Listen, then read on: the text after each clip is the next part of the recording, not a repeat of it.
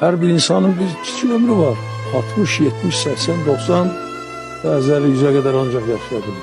Onda bir hissəsi bu uşaqlıq devridir, bir hissəsi yuxudur, son hissəsi də gəlir düşür yaşlı devrine. O vaxtda insan sadece yaşamak için mübarizə aparır. Genç vaxtlarından bütün bu hayatı bu becərliklərlə mübarizə aparmaya çalışır. Gözlerinde açılır bu milletin seheri,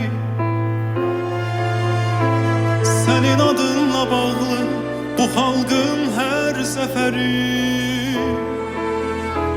Qədemin değen yerde sehralarda gül açır,